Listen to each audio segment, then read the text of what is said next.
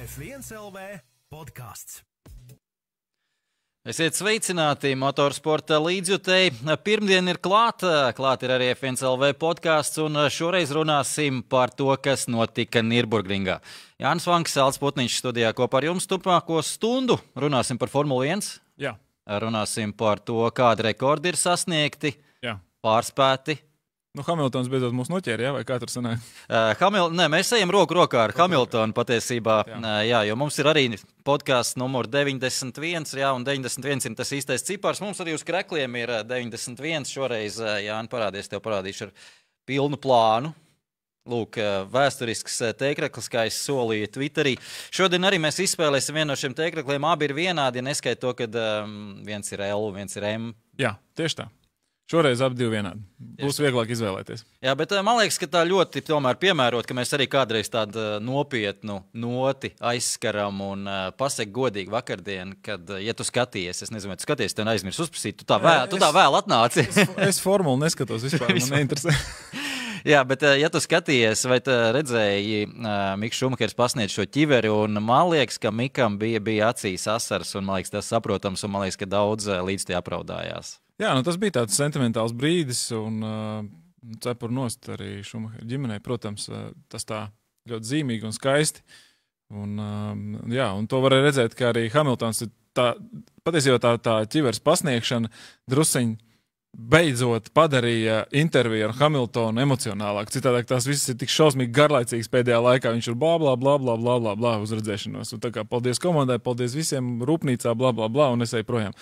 Šoreiz varēja redzēt tiešām, ka viņš paņēma to pie sirds, un tas bija tā, to pēc rokas tvērienu vien varēja, tā ka viņš ar Miku sasveicinājās, varēja redzēt, ka ir iekšā čalim, ka kaut kas tur ir pakustējies iekšā, un tas bija fēni, protams, jā, tas bija ļoti patīkami. Jā, es piekrītu, paldies Šumahera ģimenei, viņi arī izvēlējās, man liekas, tādu pareizu atbilstošu ķiveres dizainu, tas ir no Mercedes laikiem, no pēdējās ēras Šumahera, kad viņš atgriezās, ir tur saikni arī tajā sakarā nav varbūt no seniem laikiem, no Benettona vai no Ferrari.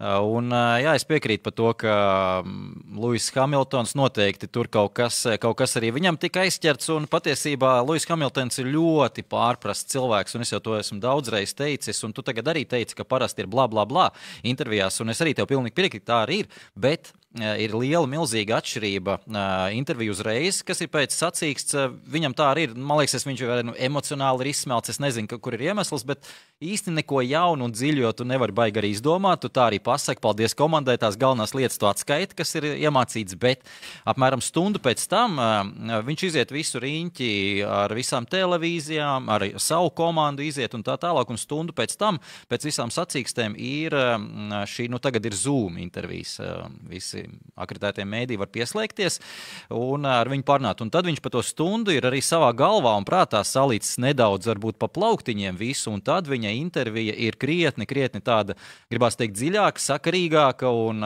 plašāka, un viņš arī tur pat pēc stundas jau ir runājis, viņš tik un tā spēja vēl saņemties un izrunāt un izstāstīt ļoti plaši, jo es nezinu, kā tev, man liekas, man būtu grūti.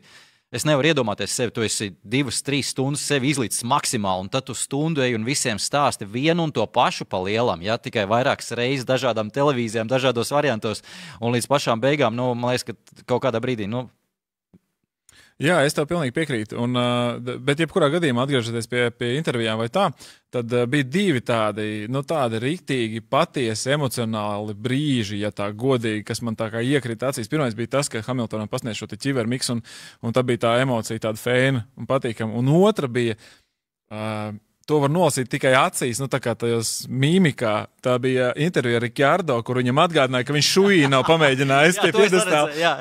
Un viņš pilnīgi var izdarīt. Viņam acis lielas. Viņš izskrien cauri smadzenēm, viņš tur, Johaidī, tiešām, ak, Dievs, kā es tā varēju aizmirst. Un tas arī bija tik forši, tik tāds tīras emocijas. Man ļoti patīk, tas arī bija tāds brīdis. Labi, Ricciardo parasti ir tīras emocijas, un tur viss ir kārtībā, bet šis bija tāds, viņam bija tāds baigais iekšā, un viņš nevarēja savu skolai dara. Jā, viņš teica, ka esot augsts, bijis nenormāli un dabūjis šalti šampanieši jau jau tā ir augstu šampanietu šaldu dabūjis, un vispār viss ir aizmirsies tajā brīdī. Tā priecīgā puse tam, ka ir augstā gonka, jo viņš teica, beidzot viņi bija atdzesējuši. Bet īstenībā viņš vienkārši tur ārā kur stāvēja 9 grādos. Tas kā leduskapis ir. Tieši tā. Bet, toties viņi vismaz piedestāli dabūja nevis siltu šampu, bet augstu, arī labi. Jā, vēl par Hamiltonu, ko es atceros vienu lietu, patiesībā daudz arī kritizē viņa, tekstus, kas izklausās tā kā samāksloti, nedaudz un uztēloti, ļoti bieži, ka tu lasi viņa intervijas, un es piekrītu, ka tā arī izklausās, un tā arī lasot, tas viss ir. Un ir milzīga atšķirība no tā, ka tu skaties to televīzijā, mums tagad ir iespēja vismaz skatīties tās intervijas, un kad tu skaties, kad viņš to saka dzīvē ar visu mīmiku, kā teica, ar ķermeņa valodu, ar to, kāda viņam balss intonācija, un tad tas liekas ļoti organiski, ļoti normāli, un es viņam ticu tajā brīdī. Bet, kad es tīri tikai augsti ņemu un izlasu, kā tas ir uzrakstīts, tas izskatās, vecīt, ko tu atkal te esi, tā kā uzpūst, tas liekas tiešām nedabiski un samākslot. Tā ir milzīga liela atšķirība. Varbūt tur kaut kur ir kaut kāds pārāvums. Jā, noteikti. Tas ir tāpat kā, vienkārši sarakstoties WhatsAppā vai runājoties tiešā kontaktā, protams, vienmēr pazūd kaut kādu brīžu, tā kā tas pilnīgi mierīgi varētu tā arī būt. Es tā uzreiz jau no paša raidījuma sākuma ieņēmis Hamiltona aizstāvja lomu. Absolūti, tas nenozīmē, ka es esmu baigais viņa līdzstājs vai fans, bet šodien tas viens no lielajiem tematiem ir Hamiltons pret Šumacheru. Vai tieši viņu kā personības, kā piloti, bet sasniegumi šobrīd mums ir izlīdzinājušies. Visdrīzāk izlīdzināsies arī tituli, tas ir tikai laika jautājums. Burtiski aiznākamās sacīks laikā tas var notikt. Es uzlikšu aptaujas rezultāts, vakardien bija aptaujas, nezinu, vai tu pamanīji? Nepamanīju un nepiedalījos. Nepiedalījies? Jā. Tad tu varēsi savu atbildi tagad publiski visiem pateikt. Tātad tas jautājums bija, šeit ir uzsvars tomēr uz tavās acīs un uz tava visu laiku izcilākais pilots topā. Tātad tā doma ir tavs personīgais tops, absolūti subjektīvs, vai tev pēc sajūtām ar šo panākumu viņš ir aizgājis garām Mihaelam Šumacheram, tavā topā. Tā arī es to gribu pastāstīt. Es laikam būtu tas, kas ir tas mazākums, kur ir jā. Man par šo lietu liek aizdomāties viena lieta. Pirmkārt, tāpēc, ka tas, kas viss ir noticis pagātnē, tas mums ir tāds drusciņš sentiments uz to visu, un mēs aizmirstam kaut kādas lietiņas un tā, bet bija viens podcasts, es vairs neatceros, ar ko bija saruna, bet bija viens komentārs, kas lika man aizdomāties par šo te lietu, un tas cilvēks, kur visdrīzākais es ļoti cienu, jo tas bija kaut kāda autoritāte autosporta F1, teica, ka viņš uzskata, ka Hamiltons ir labāks braucējs par Šumacheru. Kāpēc? Tāpēc, ka Hamiltonam nevar pārmest nevienu gadījumu, nevienu čempionu titulu, kur viņš būtu kādu norakstījis avārijā vai kaut kur. Respektīvi, ka viņš ir izcīnījis viņu tīri uz ātrumu vai tīri sakārtoja tās lietas ne uz varbūt citu rēķina, tā varētu teikt. Savukārt šumim mēs varētu piesieties pāris reizīties. Tur Damons Hills, tur bija, tur vēl kaut kas. Tur Vilnevs, tieši nāko noparkošanās arī starp citu. Tur tāpēc es saku, tur, tas ir atkal tās ir personības, nevar jau neko pārmest. Mēs katrs esam dažādi un vispār nevar atņemt Šumacheram viņa izcīnītā neko. Skaidrs, ka viņš ir izcils pilots un viss kārtībā. Bet, ja caur to prizmu paskatās, liekas, jā, varbūt. Un tāpēc es domāju, ka es būtu nobalsojis jā. Ļoti interesanti, ļoti pamatot atbildi.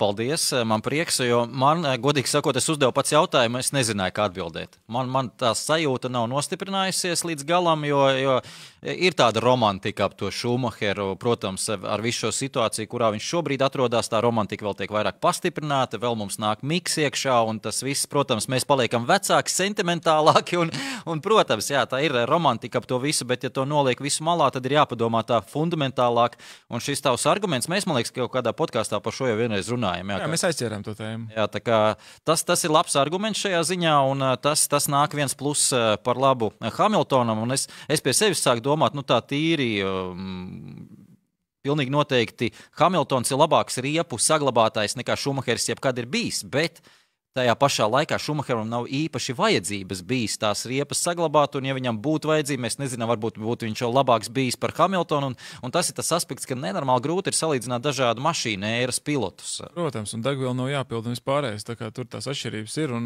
nekad jau nevarēs viens pret viens salīdzināt. Tā kā Ir Formulas 1 lielie onkuļi, kur vēl joprojām uzskata un viennozīmīgi saka, ka Juans Manuels Fangio ir visu laiku labākais pilots. Mēs to nekad nezināsim, mēs to nevarēsim tā salīdzināt, un arī tas bišķiņ tās spekulācijas, viņas nav tā kā baigi jēdzīgās, ja tā godīgi, ja.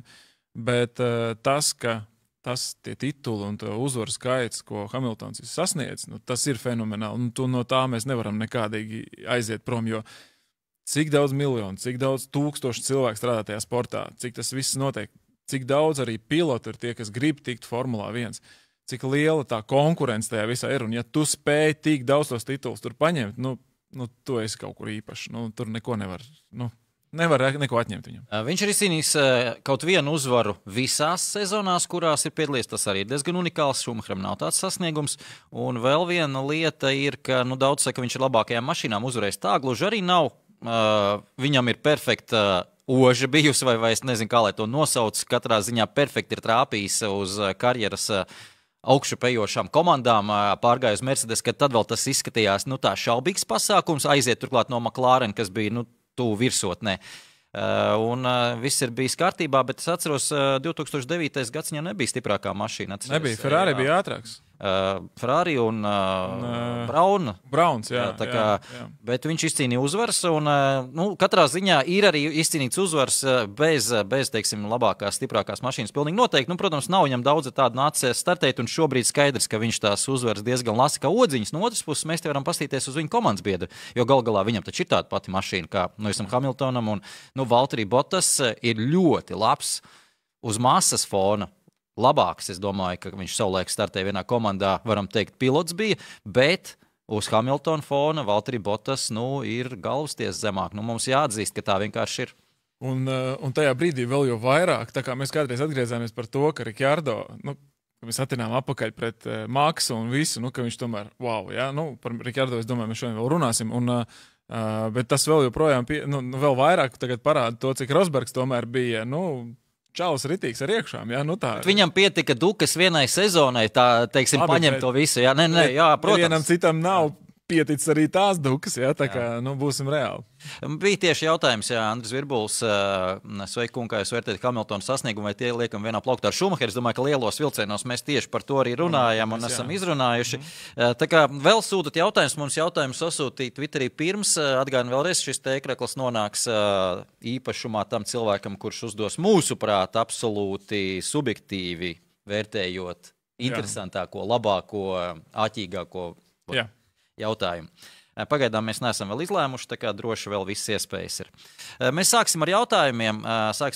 Vēl jāpasaka paldies arī Krekla fabrikai, es esmu aizmirst. Tā kā es saku šo tekstu, man vienmēr ir jāuzliek arī tītriņš. Paldies Krekla fabrikai, ka viņi norēģēja atkal jau svētdienas vakarā, un lai mēs šodien esam saposušies un gatavi, tā kā tiešām liels paldies viņiem par to. Manuprāt, šis tēkrekls ir tāds, kas ir tomēr vēsturisks, un man godīgi sakot gribētos paturēt vienu šādu tēkreklu, bet labi.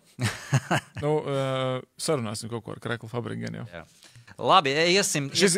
Man jāpiemina, ka šis dizains un ideja viss nāca no Alda, tā kā šis ir 100% Alda garadarbiņš. Jā, tā ir. Ne 100%, bet es arī kaut ko nospēru. Labi, bildīt, varbūt. Jā. Labi, iesim pa jautājumiem. Jautājumi ir ļoti interesanti, un Artis atkal izšāvis ir trīs jautājums tādi, kur pa katru varētu podkāstu taisīt, starp citu. Es nepārspīlēju. Es domāju, ka vienu mums uzreiz nāksies nolikt malā, jo tas tāds ļoti atbilstošs ir nākamai sezonai un gatavoties nākamo sezonu, un es tikai neesmu izdomājis, kā lai mēs viņu nepazaudējam kaut kur, bet tas otrais jautājums, es arī viņu nolasīšu, mēs varētu viņu sagatavoties rūpīgāk un atstāt uz nākamo gatavoties nākamajai sezonai kaut kur podkāstā kādā to apskatīt. Bet sāksim vispēc kārtas. Pats pirmais jautājumu uzdevu, tas būs jautājums tev. Mans kolēga Roberts, jeb F1 Latvija, viņš Twitterī zināms ir uzdevu jautājumu, es uzlikšu arī uz ekrāna. Lūk. Renault komandā pirms sezonas bija derības, ja Rikardo tiks uz godu piedestālu, abi Tebuls tiks pie tetovējuma. Vai Jānis kādreiz ir iesaistījies līdzīgās derībās par saviem rezultātiem vai dzirdējis līdzīgas stāstus no saviem komandas biedriem? Godīgi teikšu, man nav bijusi derība par saviem rezultātiem. Es vispār neesmu tāds cilvēks, kas baigi iet uz derībām. Tas, ko mēs ar Aldi sadarējām, tas tā, lai kopējai jautrībai. Un tad arī zaudēsi vēl pie tā. Jā, līdz ar to visdrīzākais, ka... Tā bija pirmā un pēdējā reize, kad tu sadarēji. Mēram tā, bet man ir bijis, ja mēs runājam par likmēm uz uzvaru vai kaut ko tam līdzīgi, tad man ir bijusi viena, manuprāt, ļoti augsta likme, kas bija vēl 18. gadā, pavisam nesen. Patiesībā bija tā, ka man bija ieplānots kāzas 18. gada septembrī, un tad bija arī un kāds ceļojums. Un kāds ceļojuma laikā bija iekrita arī sacensības. Un pirms priekšpēdējā posma man bija tik daudz punktu. Faktiski, ja es Augusta Gonktos Rīgas Samarējas 18, ja es uzvaru abus braucienus, tad es jau esmu čempions, un es varu pēdējo posmu nebraukt, un tad es tieku kāds ceļojumā. Un tā kā, ja mēs runājam par likmēm, tad, tā bija pamatīga likme, un man sanāca. Un es vinēju abas divas braucienus, un es kļuvu tā kā vienu posmu pirms sezonas beigām jau par čempionu. Un aizbrauc kāds ceļojumā. Tas ir fantastisks stāsts īstenībā. Tā kā, ja runājam par likmēm, es nezinu, jāatrod vēl kāda augstāka likmīta par šo, jā, bet Hamiltons varēs precēties, klausies. Tas nozīmē, viņš uz pēdējiem posmiem varēs nebraukt. Mierīgi. Reiz kāds ceļojumā braukt. Sen bija laiks, jau man liekas. Jā, katrā ziņā, ja runājot par citiem kaut kādiem, nemācējuši arī pateikt. Vismaz katrā ziņā, es zinu, ka mans čoms Jānis Hāns, viņam patīk ik pa laikam kaut ko sadarēt un kādam kaut ko pabakstīt, kas ir ļoti pareizi darot, jo mēs boksos vienmēr viens otru pabakstam, tāpēc, lai izsist kādu no līdzsvars un lai dabūtu sev kaut kādu priekšrocību trasē vai kaut kādu psiholoģisku pārsvaru un tā tālāk. Tā kā Jānkam būtu noteikti vairāk ko stāstīt šajos te jautājumos, es domāju, viņam ir daudz vairāk šādi stāsti, bet manā gadījumā nē, šis varētu būt tas viens. Bija ļoti labs, jā, man patikās. Tik labi. Arī dāmām, es domāju, uzreiz patīk šis podcasts. Tā, ejam tālāk. Jautājums nākamais. Kazamirs prasa, vai Ferrari komanda speciāli Fetelu gremdē? Tas ir tāds smags jautājums, un es domāju, ka noteikti nē. Jo te nav tādu, es gan nezinu, kas tur ir tiem saucamiem tokeniem vai variantiem kaut kas, ja tu esi tur zemāka komanda, varbūt tu dabūsi kaut ko vairāk. Jā, Ferrari uz to tāda konspirācijas teorija man tā kā iet kopā, tā kā varētu būt kaut kāds pamatojums tam visam, jā. Bet citādāk, kāds būtu viņiem iemesls tieši Fetelu gremdēt? Es domāju, ka nē, es domāju, ka tur vienkārši ir psiholoģiski viss ir pārdedzis un vienkārši nav tās motivācijas nevienā, ne otrā pusē tur baigi tur kaut ko ņemties un tad, kaut ko viņi tur atstrādā, cik sanāk, tik sanāk. Jā, es domāju arī, ka speciāli nekas nenotiek pārāk. Tā ir tāda komanda, kas, turklāt, ja tas nāks uz āru, tas ir absolūti viņam nav vajadzīgs vēl slikta reklāma viņiem, bet tur ir tāpat situācija, ja komanda arī savalkās ap savu nākotni, ap savu stiprāko braucēju, un tas jau aiziet detaļās un niansēs, un Formula 1 skaidrs, ka šobrīd ir niansēs, un ja tās nianses nedaudz pietrūkst tam Fetelam kaut kādā brīdī, jo viņu inženieri varbūt nav 100% līdz galam ar viņu un tā tālāk, tā joprojām, tad skaidrs, ka kaut kādā brīdī tas salasās un arī atsaucās viņa rezultātos eventuāli. Jā, nav jau tālu jāmeklē. Kāpēc šogad Norris brauc pa priekšu Saincam? It kā neviens par to nerunā baigi, vai ne? Bet īstenībā jau, ko? Tas pats variants varētu būt. Tas pats variants. Tas ir tieši tas pats variants. Tur kaut kāda psiholoģiski mazas lietiņas, kas kopā savācās un rekrutēja rezultāts. Jā, komanda arī saprot, kur tev ir jāiegulda tā savu nākotni un kur šobrīd ir loģiskāk ieguldīt. Tāpēc vēl jau vairāk prieks, kad Daniels Ricciardo brauc pa priekšu Estebanam Oconam. Estebanam Oconam, kad šajā posmā bija tīri solīts līdz tam brīdim, ka izstāja. Bija, bet es domāju, ka Ricciardo gadījumā ir cita lieta. Ricciardo gadījumā man liekas, komanda visa, lai arī ir skaidrs, ka viņš arī iet projām un tā tālāk, ir uzlikusi tīri psiholoģiski uz to, ka viņiem vajadzēja to piedestālu. Un visdrīzākais, ka to piedestālu... Viņi arī gribēja, lai abi te būtu apzīmē. Es domāju, ka jā, un tas palīdzēja Ricciardo šajā lietā, jo skaidrs, ka Ricciardo uzkāpes piedestālu bija daudz lielāka iespēja nekā Oconam šogad, un tāpēc tas varbūt Ricciardo palīdz šajā kontekstā, ja mēs runājam. Vai arī tā ir viena lieta, un otra lieta, es domāju, arī varbūt Ricciardo ir tāds, kurš spēj ar savu, varbūt nepiespiesto manieri, teiksim, katram ir tā pilotam savādāk tā maniera, kā to komandu ap sevi savilkt, bet iespējams, ka viņš spēj vienkārši uzspirt komandu ar to savu personu personību, kas viņš ir. Absolūti. Un neviens pat neiedomājas, ka varētu nestrādāt līdz galam viņa boksu pusē. Tā kā, redzēsim, mēs ļoti gaido mirkli, kad viņš būs McLaren komandā, lai gan Renault iet uz augšu, un man ļoti patīk, ka Renault iet uz augšu. Man liekas, ka viņiem jābūt ir labās pozīcijās Formulā 1, lai viņi tur paliktu, un man vienmēr ir patikuši, godīgi sakot, kā viss kārtībā, bet es gaidu, ka būs ar Mercedes dzinēju Daniels Ricciardo McLaren komandā, tas varētu būt interesants moments. Jā. Vispār jau tā sacīks bija interesanti, kad no katras komandas pa vienam tur atbirst, tad pēc tam domā, kas tur notiks. Jo patiesībā bija 9 komandas, nebija tā, ka 9 komandas bija punktos. Jā, laikam. Vai es kaut kur nosapņoju to, vai Grožāns iebrauc? Grožāns arī Giovanazzi Alfa iebrauc, tā varētu būt. Kur bija vienīgā komanda, kur bija 2 piloti punktos, bija Speres un Hulkenbergs. Jā. Lūk, arī viss bija pa vienam. Jā. Tā sanāk. Es ceru, laikam, ja nav, kas bija ar Alfa Tauri? Tauri bija Gozlī, Gozlī bija monstrs, jā. Es domāju, Kvēts nebija punktos. Kvēts nebija. Jā, ok. Tad tā arī sanāk, jā. Es saku, tas bija super interesanti. Tā kā, vienīgi tas, ka tur pusē jāatbirst, lai vispār kāds vēl piedestāli tiek, bet labi. Arnis Santuls arī regulārs mums jautājumu uzdevējs, tā jāsaka. Ja vēl vasaras sākumā bija runas, ka šis tāds nepilnvērtīgs čempionāts tituls būs, tad vai nav tā, ka tagad šis varētu būt viens no smagākajiem gadiem fiziski un psiholoģiski, jo vairāk triple headeri, jaunas trases, jauni laika apstākļi, striktais Covid burbulis? Es piekrītu. Es domāju, ka pilnīgi noteikti. Pilnīgi noteikti tas spiediens ir ārkārtīgi liels un tas slodzes ir milzīgas un un tas ne tikai attiecās uz pilotiem, tas attiecās uz visām komandām, visiem mehāniķiem, vispārējo, tā kā pilnīgi noteikti, jo arī, ir sevišķi komandām patiesībā, viņi mazākā skaitā tagad brauc uz sacensībām, viņi tur ir ierobežots skaits, un līdz ar to viņiem tur vairāk tas darbs, apjoms, viss, tā kā es domāju, ka pilnīgi noteikti tas ir daudz skarbāks vēl. Čempionāts nekā tas ir ierasti varbūt. Jā, izsīst nedaudz līdzsvaru pilnīgi noteikti visi, ne tikai piloti, to mēs runājam krietni vairāk īstenībā MotoGP sakarā, ja tur iespējas lielāks ir savainoties, kas ir pilnīgi normāli motošesajā, ka tu sezonas laikā savainojies, un iedomājieties, ja tagad pilots savainojas, tad skaidrs, ka tiek izlaist vairāk posmi, jo ir tie tā saucamie triple headeri, jeb 3 posmi katrā nedēļas nogalē, un to momentā tiek izmests no cīņas par titulu, protams, ja tu tajā piedalījies līdz tam. Tā kā tas ir smagāk, jā, viss Covid un viss pārējais, tā kā šeit mēs piekrīt, bet es domāju, ka mēs arī sezonas sākumā jau par to runājam, ka šī nebūs nepilnvērtīga, šī būs vienkārši citāda sezona ar citiem izaicinājumiem un iespējams pat smagākiem izaicinājumiem.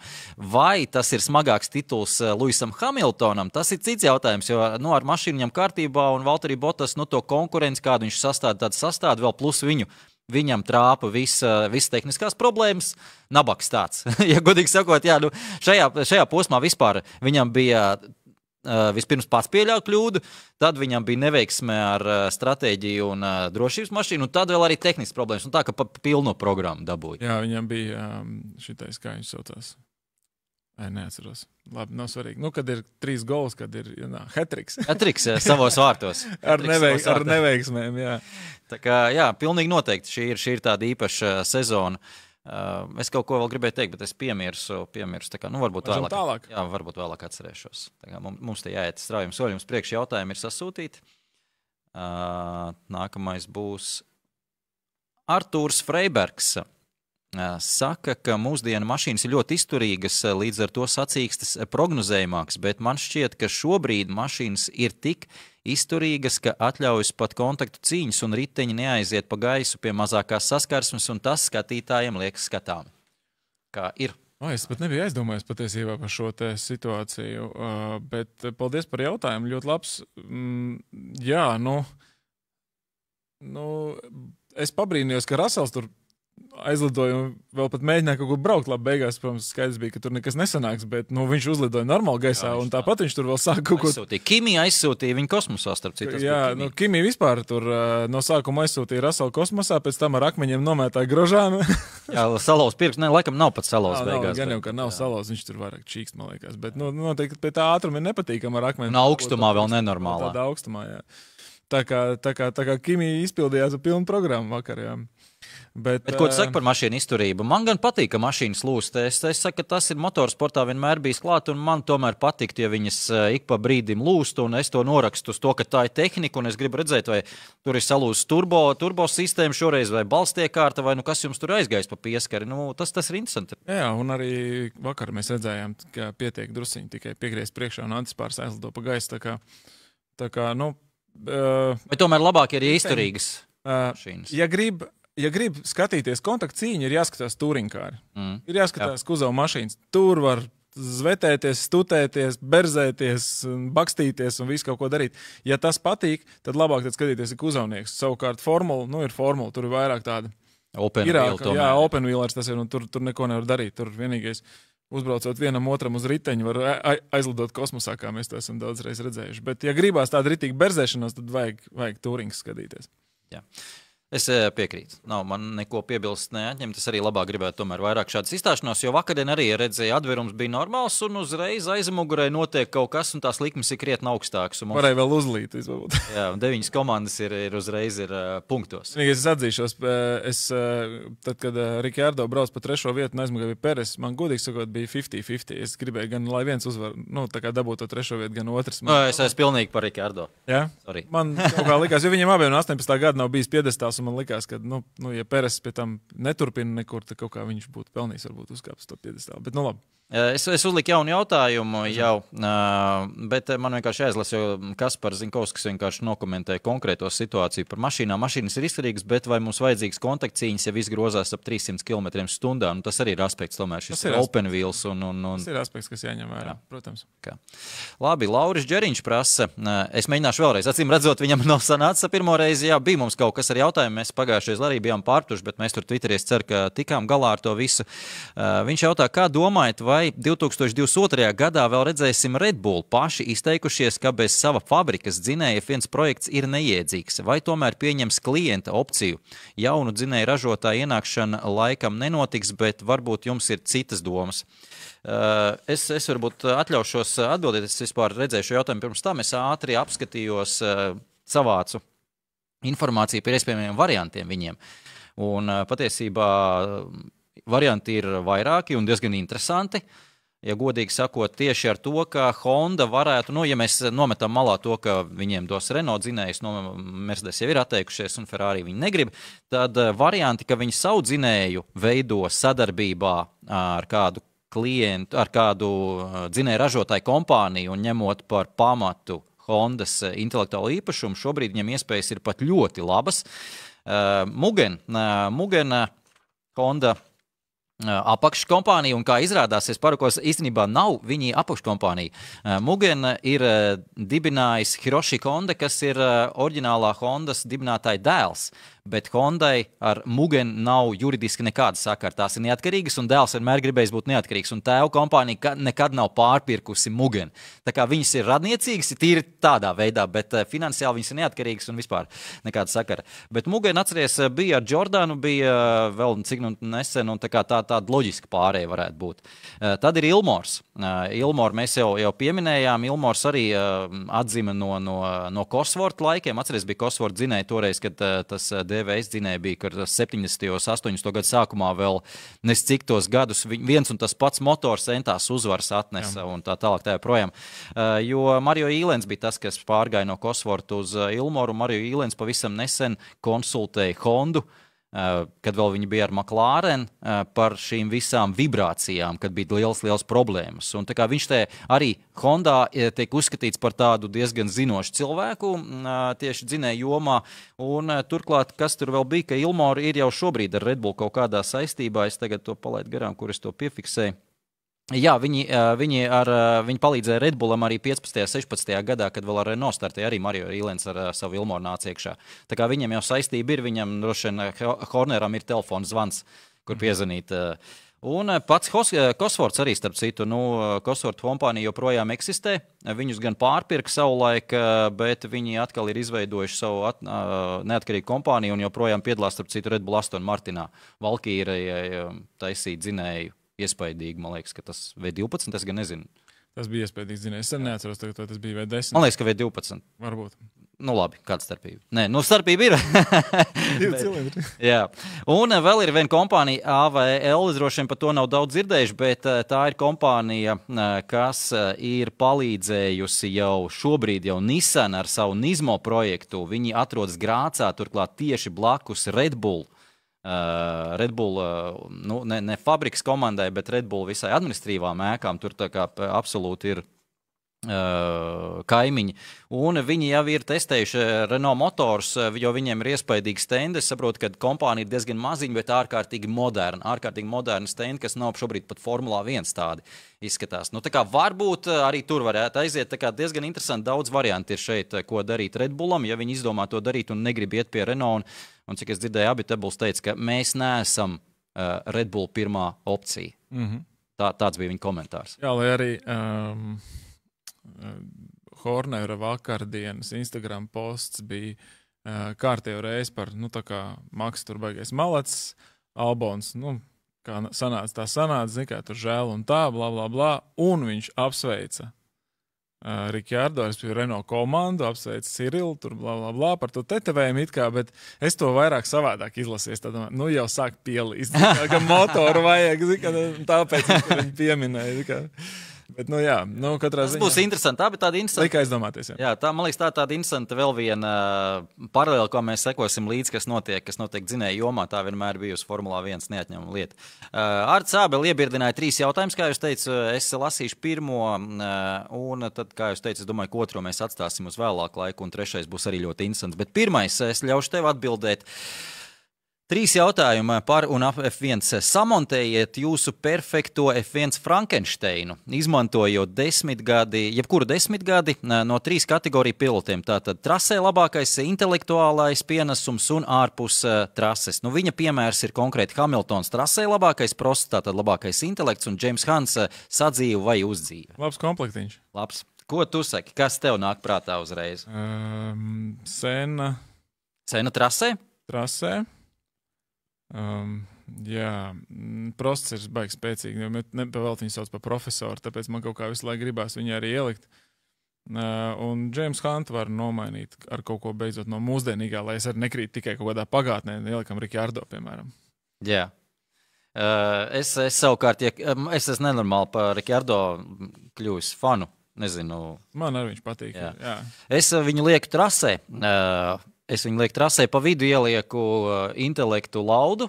Savulaik, nu, viņi arī ar Prostu vienā komandā ir startējuši, bet Laudis, domāju, tobrīd bija varbūt pārāks Prosts vēlāk kļuva par tādu profesoru. Un sadzīve es arī ielieku Ricciardo. Ok.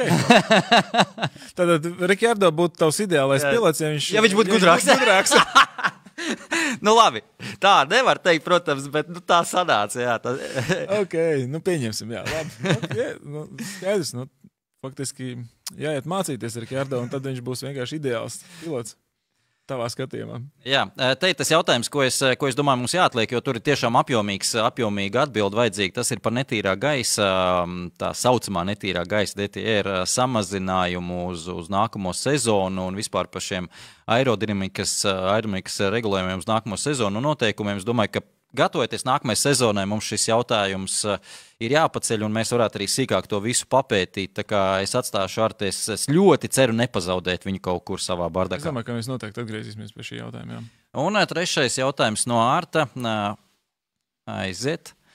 Kāda inženiera alternatīvais skaidrojums Formula 1 weight to power, tātad svars pret jaudu atspoguļojums, tas Formulā 1 ir 1:1, tātad 1 kilograms, 1 horsepower, jeb zirgspēks. Jā. Formulā 2 kilogrami pret 1 zirgspēku, Formulā 3 kilogrami pret 1 zirgspēku.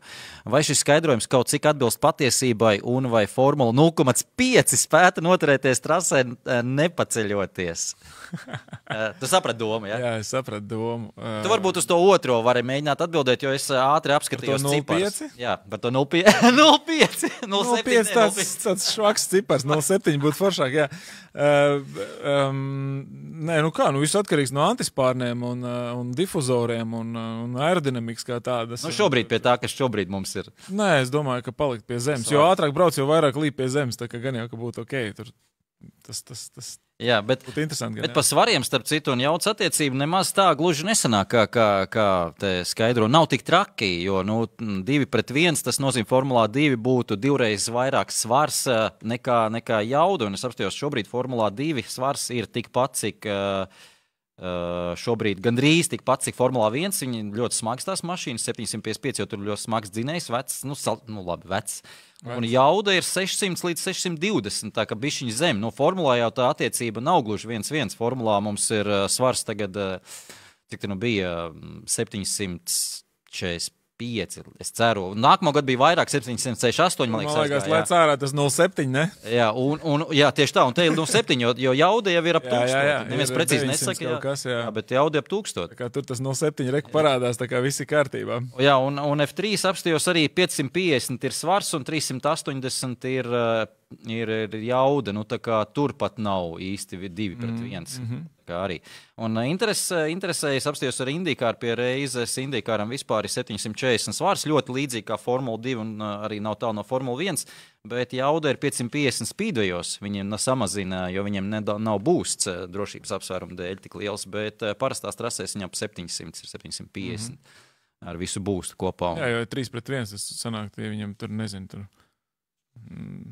Katrā zirgspēku formulai būtu jāsver 600 kg, tas bija pat daudz, laikam, liekas. Jā, tas tā attiecība īsti neatbilst patiesībai, un pat īsti pat tu nav, godīgi sakot, bet man liekas, ka tas būtu pat raka arī būtu pārāk smagas pret jaudu attiecībā. Jā, bet 0,7 ir ok. Un tas tagad, Formula 1 ir 0,7. Viss kārtībā, tātad kaut kas tur ir pareizi, jā. Kaut kas pareizi, man atkal pēle pazud, tas tā mēdz notiek. Viņi tikko vēl bija tev pa ekrānu, tik skraidījies, redzēju. Tas arī uz ekrāna iet? Jā, es redzēju. Te jāuzmanās īstenībā. Labi, ejam tālāk. Tā, mēs pārējām laikam pie tiem jautājumiem, kas mums tagad ir Facebookā. Laižam. Mēs varētu par Kimi Raikkonenu parunāt. Mums ir arī par Kimi Raikkonenu jāparunā noteikti Austris Ločs. Labākais ir Kimi Raikkonens, 323 starti the best. Tas nav jautājums, bet otrs, kā jūs teicu, otrs rekords, kas šajā nedēļas nogalē, viņa gadījumā viņš ir pārspējis jau rekordu, Barrichello rekordu. Ko tu saki par visu šo situāciju? Jo es gribu vienu lietu pateikt, šobrīd izstāst, ka viņš turpinās startēt arī nākamajā sezonā. Tādas ir runas Formulā 1. Tas viņam tāds. Nē, man patīk. Pamēģini parodēt. Es gribu, lai tu man pamēģini. Es neesmu tik stilīgs. Talantīgs. Man patīk, ka viņam vienā no nesenajām intervijām prasīja, lai viņš nosauc pirmos 3 līkumus trasē. Viņš teica 1, 2, 3. Tā kā viņš ir īpašs un ar to ir forši. Un lai jau brauc. Jo es gribētu varbūt drusciņi šajā raidījumā vēl pieskarties Fetelam. Mēs visu laiku viņu izlaižam, varbūt mums šodien būs laiks to padarīt, jo pat bija arī F1 podcasts Beyond the Grid ar Fetelu, kas bija ļoti interesants patiesībā, tāpēc mēs varētu pacelt Fetelu jautājumu, bet runājot par Kimi, es arī sapratu, ka viņš varētu būt, ka viņš gāzīs, nākamgad vēl, un lai brauc, es nezinu. Jā, es tagad nezinu, kur es šito lasīju vecums. Bet, es arī kaut kur manīju, ka viņš teica apmēram, ka ja es gribēšu, tad es braukšu. Viņam ir līdz Krievijas posmam bija jāpasaka, ko viņš darīs, jo viņam kā izrādās 2+1 gadu līgums, 2 gadi pagājuši, un tagad tas opcija 1 gadu līgums, viņam līdz septembra beigām tā opcija bija jāizņem, un acīm redzot, viņš ir informējis Krievijas Grand Prix savu komandu, ka viņš turpinās startēt arī nākamajā sezonā. Šobrīd oficiāli paziņojumu nav vēl pagaidām, bet ja tā ir noticis, tad acīm redzot, turpina startēt, un tās drīzāk ir sliktas ziņas Giovinazzi. Jo skaidrs, ka tā viena vieta aizies attiecīgi Ferrari kādam no akadēmijas. Vai arī ne, un es vinēšu saldējumu torti. Vai arī ne, un tu vinēsi saldējumu torti. Viss kaut kas vēl var būt. Tā, labi par Fetelu. Tad stāst par Fetelu, tad runā. Es arī podcastu noklausījos, man ir arī viedokļi šajā sakrā, bet es gribu dzirdēt, ko tu pastāstīsi. Jā, teiksim tā, no autosporta, no Formulas 1 fana viedokļa, tas nebija pats interesantākais podcasts. Jā. Pilnīgi noteikti. Bet no cilvēkam patīk psiholoģija un kuram patīk filozofija drusciņu un pilotus saprast vai iepazīt drusciņu vairāk nekā tikai cilvēks, kas stūrē un pedāļus spaida. Es kārtējo reizi pārliecinājos par to, ka man patīk tādi piloti, kas ir braukuši vairākus gadus, ko es jau esmu vienmēr teicis, kuri ir brīvāki savā skatījumā uz pasauli un izteicienos, un kuriem ir, kuri tā kā redz to pasauli tā kā drusciņi vairāk nekā ierins cilvēks, un man tas ārkārtīgi patīk. Un patiesībā es tev vienreiz teicu, ka man draugi bija pateikuši tā, ka ja es aizbraukšu uz Hungaroringa posmu, ka man sarunās tikšanos ar jebkuru no pilotiem. Un es gribēju arī Ricciardo tikties, bet pēc šī te podkāsta, godīgi sakot, man rītīgi gribētos īstenībā satikties ar Veteli. Jo man liekas, mums būtu ļoti daudz interesantas lietas, par ko parunāt, un tas nebūtu tikai autosports. Un tas tādā ziņā man kaut kā, es tiešām ar lielu baudu un interesi noklausījos šo te podkāstu. Nestoties to, ka tur tiešām, Zaka Brauna podkāsts bija super interesants. Vienkārši es noklausījos viņu no A līdz Z, vienkārši viņš ir kolosāls. Vajagais atklājums, es domāju, tas tomēr daudziem bija, ka viņš ir tik dziļi iekšā. Droši vien daudz domāju, ka viņš ir ienācis no biznesa pasaules un nejēdz neko. Tā viņa autokolekcijas vispār nekomentēšu. Jā? Nē, labi, Vetels arī pastāstīšu to par savām mašīnītēm, tur arī viss ir kārtībā. Bet, un ir daudz cits bijušas intervijas, respektīvi podkāsts, kur tu jūti, ka, tu vari dabūt to aizmuguri, to iekšā, kaut kāds tāds foršs nianses, kurus mēs nezinājām. Tur Barrichello, kad stāstīja par kaut kādām lietām, vēl kaut ko. Tas bija tāds, pavisam cits. Tas, ja? Vettel podkāsts bija absolūti vispār par kaut ko pavisam citu, bet man ļoti, ļoti, ļoti patika, un man ārkārtīgi vēl vairāk sāka simpatizēt. Viņš tieši kā personība vienkārši. Ne kā pilots, bet vienkārši kā personība.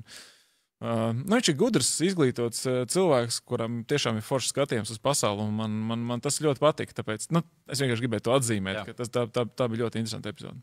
Jā, es apmēram zināju, ka tā ir, un es vienmēr cienīju arī viņu ļoti, un godīgi sakot, man liekas, ka tas ir baigais atklājums vispār priekš Formula 1 pilotiem, jo visu cieņu Maksam, bet paņemsim Maksu un parunāsim ar viņu intervijā, un tur nebūs tāda dziļuma, pilnīgi noteikti domas. Maksam vienkārši jāpaugās. Viņam ir jāaug un jānobriest droši vien, jā, bet absolūti tas nāk ar gadiem. Mums ir vajadzīgi tādi cilvēki, kāpēc tu saki, mums vajadzīgi tādi cilvēki kā Sebastians Vettels arī Formulā 1, vienkārši veselais saprāts brīžiem, ir nepieciešams, ka nav tikai runa par Formulu 1 kā tādu, par apzīšanām tālāk, ka jāņem kopējā bilde viss šeit. Nedrīkst tajā burbulī absolūti dzīvot. Man liekas, ka Vettels tomēr kaut kādā veidā ir saglabājis to, ka viņš nedzīvo tikai tajā burbulī. Un būsim reāli, Vettelam ir arī laikam viena no vislielākajiem priekšnosacījumiem būt tik dzīves gudram, jo viņš ir bijis visur. Viņš ir gala beigās 4-kārtējs pasaules čempions. Viņam ir 3 bērni. Arī tas. Un viņš ir 4-kārtais čempions, un viņš ir braucis lēni. Viss viņam ir bijis jau. Visu viņš ir redzējis, manuprāt. Tāpēc ir ļoti interesanti viņā paklausīties. Jā. Ja tā kā noklausieties, atvainojos, Beyond the Grid, un mēs ar Jāniku pa brīdim to te pieminam, abi divi klausamies, esam baigie klienti šim podkāstam, iesakām pilnīgi noteikti, ja jums ir kaut kāda vēlme dziļāk, ja jūs saprotat angļu valodu un nav žēl veltīt kādu stundu laiku uz katru podkāstu, noteikti es iesaku sekot līdz tam podkāstam, klausīties, daudz interesants lietas var uzzināt. Vēl viens mazs komentārs man patīk, kad bija podkāsts ar Bernie Ecclestone, un tad parasti tiem, kas nezina, tie, kas nav klausījušies to podkāstu, tur bija visi paši tie piloti, kuriem tagad ir, vai tas cilvēks, kas ir uzaicināts, viņš pats piesaka, tātad mani sauc tā un tā. Šis ir Beyond the Grid, un Bernie Ecclestone variantā bija tā, ka tas raidījuma vadītājs, viņš pats viņu pieteica, jo Bernies esot pateicis, nē, tas ir tavs darbs, viņš to darīt. Kas ir atkal nemaksāja. Tas ir absolūti Bernies stilā, tā kā tur tiešām ir pērles, tad ir vērts paklausīties. Labi, skatāmies tālāk jautājumus rindā Nauris Vizuls. Skatoties uz Red Bull ātrumu un 2021. gadu, kur Honda vēl būs un Mercedes būs spiesti atmest DAS? Tā man ir jāsaka. Jā, es sapratu, es sapratu, jā.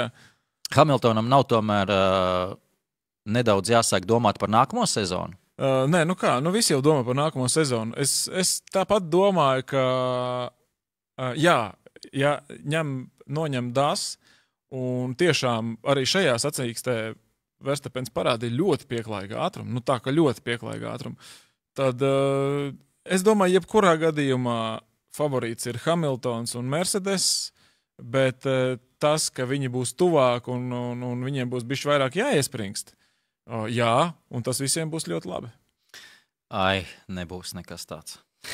Es esmu atmetis cerības, tāpēc, ka tas ir gadu no gada bijis. Piedod, es esmu skeptisks šajā, nu jau tāpēc, ka Red Bull gadu no gada uz sezonas beigām viņi panāk, viņi strādā, viņi noķer, un es ar siekalām mutē gaidu nākamo sezonu, jo nu, viņi ir noķēruši, tagad vēl to pēdējo starpsezonā pielikt, un būs.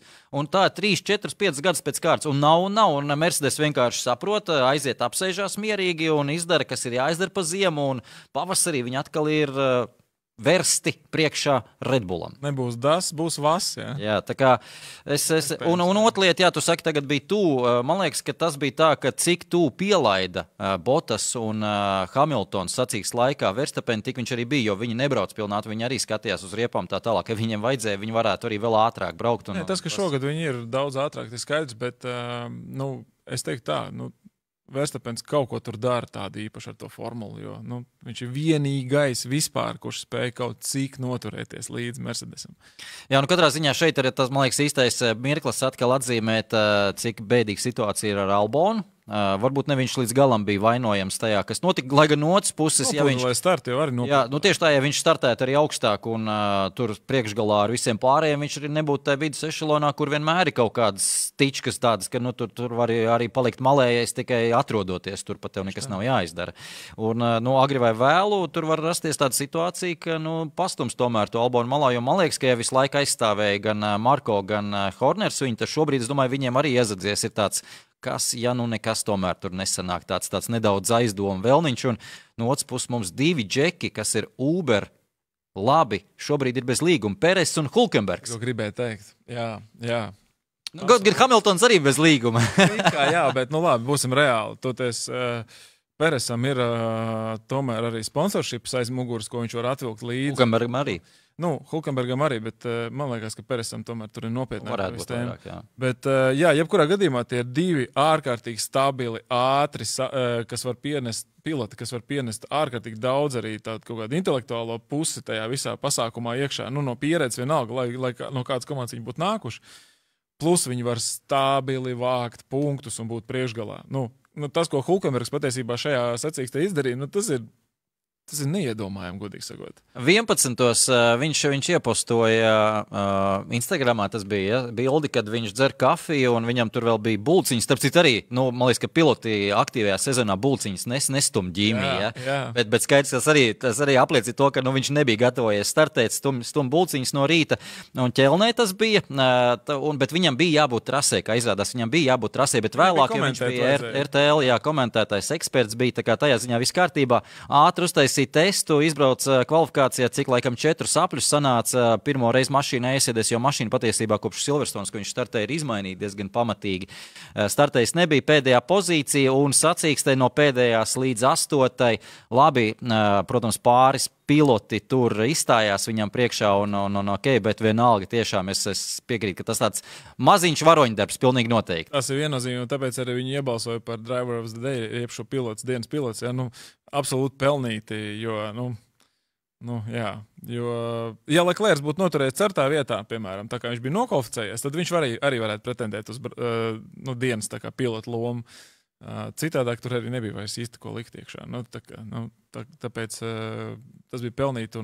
Tas ir varoņdarbiņš, jā, tas ir pilnīgi noteikti. Un līdz galam, punktos, līdz ar to komanda pacēlās arī kopvērtējumā uz 3. vietu. Pieskaitot vēl viņa punktus, ko viņš arī nopelnīja. Tā kā, es teiktu, jackpots vienkārši. Pa lielisku sastāvu Hulkenbergs un Vettels, Aston Martin. Jā. Tāpat kā mēs runājam, ka Hulkenbergs vai Vettels un Peres, vienalga, jebkura, vai Hulkenbergs un Peres.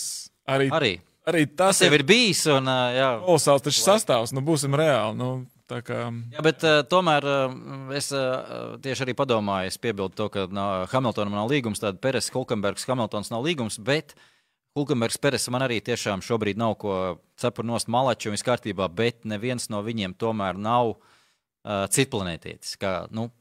Tu zini, ko es ar to domāju. Citplanētietis, kā ir gan MotoGP, gan acīm redzot arī Formulā ir citplanētieši. Mēs pieskaitam acīm redzot Verstappenu, Hamiltonu, varbūt Leclercu. Ja? Pie tā viņam vēl jāpierāda un jāparāda un gaidam, ka viņam būs mašīna, ko viņš varēs parādīt. Lai gan viņš arī tagad parāda kaut ko jau. Bet īsti tomēr tos puišus mēs nevaram pie citplanētiešiem pieskaitīt. Jā, varbūt, bet mēs jau runājam tagad, ja mēs runājam par Red Bull, Vienā komandā pietiek ar vienu citplanētieti. Tev otrā opcija, tev ir vajadzīgs stabils, ātrs pilots, kurš X gadījumā var vinnēt sacensību, un viņi abi divi absolūti atbilstam. Šeit es tev nepiekrītu, jo Red Bull, tas ir tas, ko tu teici, atbilst Force India vai Racing Point vai Aston Martin, pilnīgi noteikti, bet Red Bull noteikti nē. Jo Red Bull jau to ir pirms tam pateikuši, ka viņi nemeklē nākamo stabilo punktuāciju, viņi meklē nākamo Verstapenu, viņi meklē nākamo superpilotu. Bet, kamēr viņiem būs Verstapens, tuvākos 2-3 gadus, viņiem nav jāmeklē superpilots, viņiem viņš jau ir. Arī, jā, tiešām. Ko viņi tagad atradīs vēl vienu tādu pašu, un tad pēc tam sāks atkal viņi savā starpā ecēties, un atkal būs galvas sāpes. Bet vēl viens aspekts, Verstapens tagad sāk skatīties citur. Ja viņiem ir Verstapens, ko nozīmē viņiem ir? Varbūt viņiem nebūs nākamgad Verstapens, un ko tad viņi darīs? Tas Hulkenbergs varbūt vairs nevilks to līmeni, kas būs nepieciešams. Tā kā varbūt viņiem strauji vajag nākamo Verstapenu atrast, un tad būs problēma, ka būs 2 Verstapeni. Tā ir tāds koks ar 2 galiem. Šobrīd, ja viņiem Verstapens, es piekrītu, pietiek ar Hulkenbergu un viss ir kārtībā. Absolūti. Ja viņam nav Verstapens, tad ir diezgan bēdīgi. Tad ir savādāk. Bet es domāju, ka Verstapens nekur neies, jo pirmkārt viņam nav kur aiziet, otrām kārtām, būsim reāli. Ja viņam nav Mercedes piedāvājumu, nekur citur tas Verstapens neies. Man ir jautājums tev. Es apstīšos ātri par jautājumiem, kamēr tu atbildi, ko mums vajag vēl uzlikt, bet man jautājums tev par Nürburgringu. Ko tu saki, kā tev patika, un vai mums vajadzētu regulāri tomēr atpakaļ Nürburgringā Formula 1 sacīks, normālā kalendārā? Man patika. Man bija daži līkumi, kas man likās diezgan briesmīgi, bet kopumā liekas, es vispār esmu jau par tām trasēm, kurām ir kaut kāda... Vēsture, jā, tāda aura, tieši tā, tu pareizos vārdus man lietas mutē iekšā, jo, man patīk tās vecās Eiropas trases, un arī ne tikai Eiropas trases, baigi interesanti būtu ar mūsdienu formulām pabraukt tajās trasēs, kur kādreiz ir braukuši, un tagad sen nav braukuši, tur Kielāmī, piemēram, Dienvidāfrikā vai vēl kaut ko, kaut ko tādu, un tāpēc man nav vispār nekāda pretenzija pret Nürburgringu. Es pat brīnos, es gribētu, lai viņi tur būtu. Jo. Man nepatīk tas viens tas apakaļējošais lēnais tas līkums, kas ir, bet ir skaidrs. Kurš pirmajā sektorā? Pirmajā sektorā. Pirmais, otrais, trešais? Tas, kur sanāk, Rasels uzlidoja gaisā. Tas taču, man liekas, ir labākais, kas tur ir. Off-camber, kā saucamais, tas, ka tu pa kalniņu uz leju un vēl slīdi prom uz 3 riteņiem un jābremzējās. Es tev pilnīgi piekrītu no akšana, no skatītāja viedokļa, varbūt tas arī savādāk, bet man kā braucējiem, piemēram, viņš besīja. Viņš ir tāds stulbs, tas līkums. Stulbs ir, viņš ir ļoti sarežģīts. Simulātā aizbraucis un viss, un viņš ir sarežģīts, jā, bet viņš ir tāds, ka tev tur mašīna pilnīgi jāsalauž ir. Man patīk tādi ātrie plūstošie līkumi, tā kā tur Silverstone'ā tas Megats un Bekets un šitai viss. Tāds, kur tev ir baigās GeForce pārslaucas. Skatītāju viedokļi, tas ir, man liekas, ideāli absolūti, un man liels prieks, ka FIA negāja iekšā un nejaucās, ka viņi brauc ārpus tur trases, izslīdēja uz āru, jo tā bija tā cīņa, kas arī turpinājās nākamajos pagriezienos. Tur bija spilgtākie momenti, faktiski arī tur arī bija, gan Hamiltons ar Bottas, gan arī tur tālāk, kas ir, es jau piekrītu, bet no pilota viedokļa viņš ir besīgs. Tajā ziņā es piekrītu tur, jo es, man liekas, pamanīju tas, vai tas nebija Bottas tieši, kurš iebrauc tajā līkumā uz 3 riteņiem, un es skatos, ka viens ritenis ir nobloķējies, bet nekūp, tāpēc, ka viņš ir gaisā. Viņš nav pat pie zemes, nepieskarās. Tur baigais lauziens. Jā, tu uz tiem 3 ritiņiem tur iet. Man liekas, ka tas ir super līkums, ļoti sarežģīts, ideāli cīņas vieta. Pirmais līkums, tā kā viņi abi aizgāja ar Hamiltonu tik plaši, es domāju, viņus apdzīs tur 4-5 noteikti līdz otram līkumam, bet visi aizgāja taisni. Visi aizgāja taisni, un kaut kā jocīgi, ka pa to ekobruģi saucamo, tur diezgan labs tas pātrinājums tomēr sanāk. Visi tie, kas tur dziļāk iegāja un šāva ārā pāri kerbam, īstenībā dabūja foršu pātrinājumu un noturēja to iekšmalu nākamajā kreisajā pagriezienā. Tā kā, es saku, no pilota viedokļa viņš ir besīgs. Jā, no skatītāja viedokļa tas varbūt savādāk, bet es reizēm tomēr to pilotu prizmu skatos uz to visu. Jā, bet man prieks, ka Valterī, starp citu, pirmo līkumu, pirmo apli nostrādāja malacis, te gāja līdz galam. Es tajā brīdī, ka viņi bija izslīdējuši un ka viņi nāca, es domāju, viss Hamiltons viņu ir izspiedis, Valterī nometīsies. Bet nē, Malacis aizspied līdz galam, tā kā jā, ir vēl varbūt kāds niknumiņš iekšā arī Valtrī, bet kā viņš pats teica, tad pēc šīs sacīkstes viņam brīnums vajadzīgs ir, lai izcīnītu čempionu titulu šogad. Es domāju, tas brīnums viņam sen jau bija vajadzīgs. Diemžēl. 2 gadu apakaļ. Tā kā jā. Tā, tu pamazām sāc domāt, kam mēs dosim krekliņu no tiem jautājumiem, kas bija. Es apstīšos, mums vēl ir jautājumi, bet man liekas, ka mēs esam jau tā kā piefiksējuši. Mēs tā super laicīgi. Mums vēl viens jautājums ir Mārtiņš. Šā vaļā. Mārtiņš Rūtenbergs. Es zinu, ka Mārtiņam mums ir jau aizsūtīts viens T-krekls. Sveiki, kungi! Jūsu prognozes, kurš būs pilots? Kurš pilots jūsuprāt būs tas, kurš gāzīs Hamiltonu no troņa, vai arī Luis beigs savu karjeru neuzvarēts? Paldies! Forši jautājums īstenībā. Mārtiņam mums ir krekls. Ir jā. Bet tas jau mums netraucēt. Kā tu domā? No esošajiem, tu jau 2 minēji, ja mēs runājam par tiem kosmonautiem, tad patiesībā nav tālu jāmeklē. Tad vai nu Maks, vai nu Šārls varētu būt tie, kas pie kaut kādiem nosacījumiem, pie kādiem apstākļu sakritībām vai komandas izvēlēm vai vēl kaut ko tam līdzīgu ir spējīgi sagādāt galvassāpes varbūt Hamiltonam. Es vēl joprojām gribu ticēt, ka Džordžs Rasels ir pietiekami potenciāli ātrs čalis. Es nezinu, kāpēc, bet es gribētu viņu redzēt ātrākā formulā, lai saprastu, kas tad tur īsti ir ar viņu. Man kaut kā simpatizē tas puika arī. Bet tā kopumā, tas arī viss laikam. Jā, šeit, man liekas, tas ir tas lielais jautājums. Es ļoti gribu redzēt, ka tomēr Hamiltons tiek gāsts no troņa. Tā ir pirmā lieta. Ka ir tā cīņa vismaz, varbūt pat ne tiek gāsts no troņa, bet ka viņam ir jācīnās ar to Leclerc un ar to Verstappenu līdz galam, līdz pēdējiem posmam, un ir jāatkapā no pozīcijām, kas nav viņam priekšrocība, ka viņš pēdējā posmā zaudē 10 punktus, un viņš tādā veidā izcīna to titulu. Man liekas, ka tad viņš nostiprinātos tomēr. Tagad daudz redzēja to aptauju, 4/5 uzskata, ka viņš nav Šumahera līmeni sasniedzis, un man liekas, tas ir nedaudz netaisnīgi tomēr. Tā, protams, ir subjektīva lieta un tā tālāk, bet tas jau ir tā lieta, ka nav viņš līdz galam varbūt uzrunājis visus kā cilvēks, un nevienmēr viņš pats ir tajā vainojams. Bet es gribu redzēt, kā viņš tiešām cīnās par to savu titulu līdz pēdējiem posmam un no aizsardzības pozīcijām, tā laikam jāsaka spēlē. Tas būtu interesanti, nebūtu kā favorīts un viņš izcīnītu titulu, tas viņam līmeni pilnīgi noteikti pacelt. Protams, ka būtu interesanti, ja būtu cīņa par čempionu titulu līdz pēdējiem posmam. Vienkārši būtu interesanti. Jā, vienkārši būtu interesanti. Labi, jautājumu vairāk principā arī nav. Tu vēl vari pastīties, es izstāstīšu šo pēdējo lietu. Es ļoti biju pārsteigts, ka nenosauca starp citu šo posmu par Eifelrennen lielās balvas izcīņu.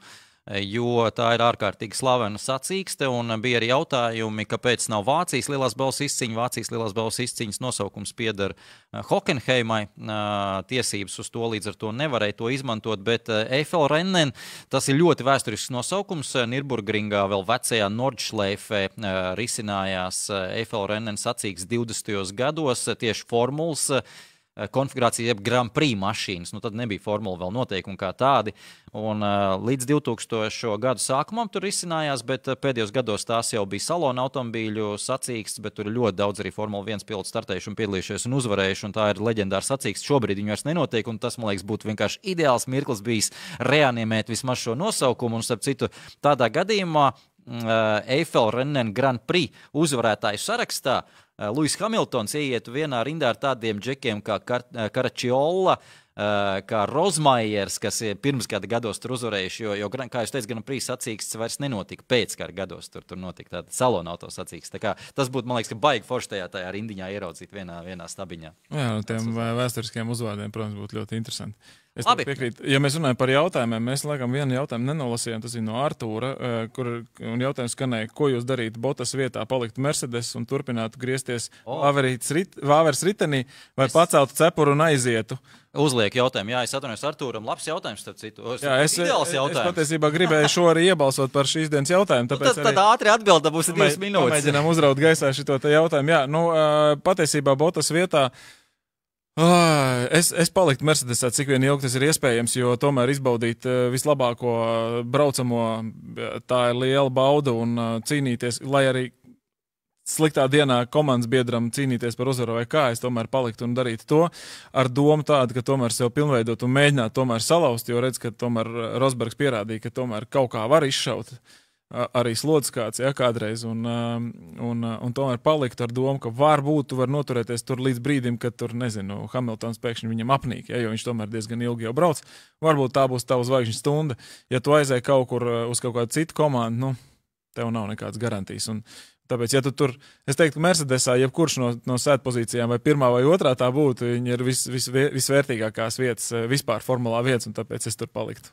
Jā, viņš tieši prasa, ko jūs darītu Bottas vietā, un es tieši padomāju, ko es darītu. Es arī droši vien paliktu tomēr Mercedes. Varbūt daudzi, ja mēs tā vēsto skatāmies, jā, varbūt jāiet jauns izaicinājums tā tālāk, bet droši vien es arī paliktu, bet nu es vienkārši esmu tāds pēc dabas tāds cilvēks.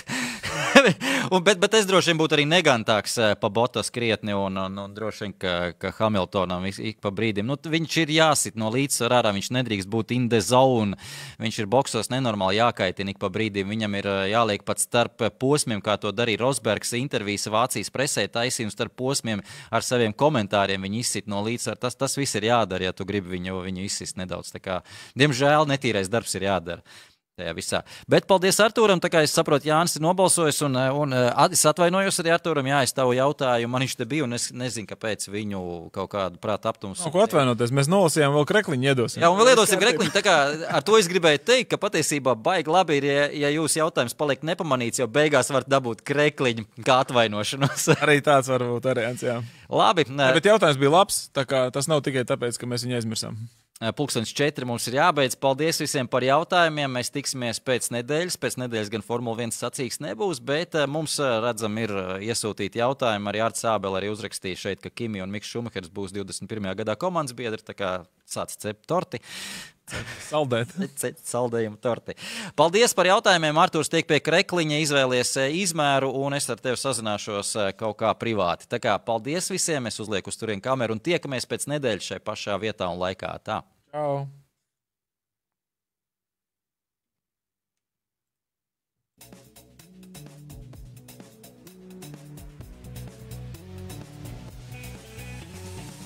F1 LV